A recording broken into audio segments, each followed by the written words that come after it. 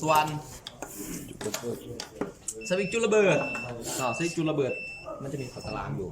ว่าตำแหน่งใดต่อเข้าไปใดแต่สัญลักษณ์ที่จานเขียนมาพวกนี้มันอยู่นี่ว่าไงเนาะบอมันปั๊มอยู่นี่เมื่อไหร่ห้องปึ๊บห้องนับอิสเนี่ยเนาะ AM1 ห้องต่อมา IG1 เขียนเนี่ยเนาะต่อมา ACC สีนี่เนาะปึ๊บมันก็จะมีเป็นสีมันขาดออกไปเนาะต่อมาด้านหลังคือกันพอด้านหลังปั๊มมาให้ปึ๊บ IG2 AM2 แล้วก็ AT2 เนาะสวิตช์นี่มันมี2ภาคมี2สุดชนแท็กฉะนั้นก่อนเขาจะกวดสอบอันนี้นะเขาต้องหู้ก่อนเนาะหู้ก่อนว่าตำแหน่งใดเป็นไปในไหน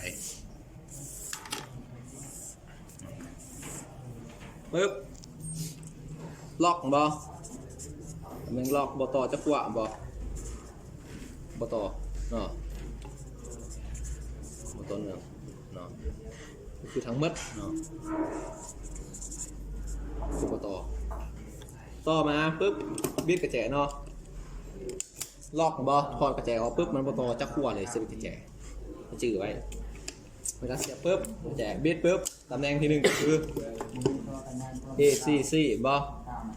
ACC ก็จะต่อA M1 เนาะกับ ACC เนาะต่อได้2ขั้วนี่แหละเนาะกายนั้นบ่ต่อฉะนั้นอยากกดสอบว่าสวิตช์นี่ได้หรือบ่ได้เราก็กดสอบวัดการตัวหนึ่งเลยเปิด ACC ปึ๊บเนาะเบิ่งสัญลักษณ์ขา AM1 กับ ACC เนาะวัดปึ๊บ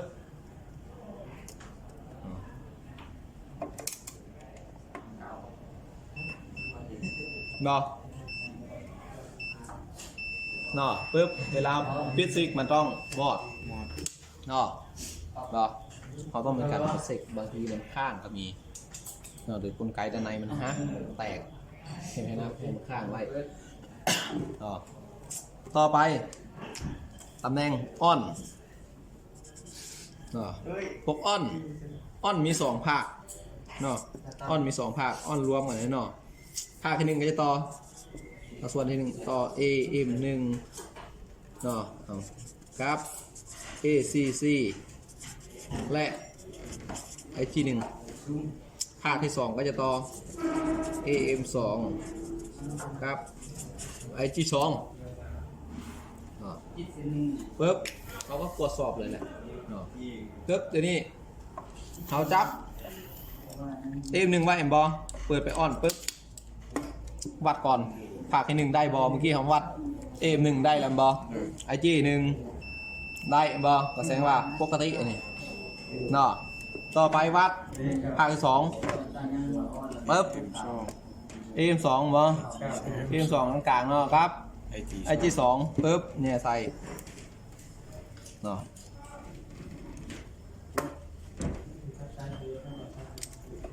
ปวดดีกว่า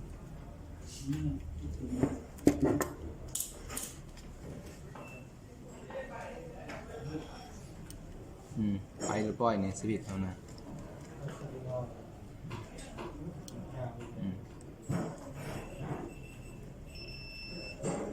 ร้อยบอกสวิตช์เขาเพลละในสุดที่2คือใส่งานใบแหละนี่ของจริงต้องเปลี่ยน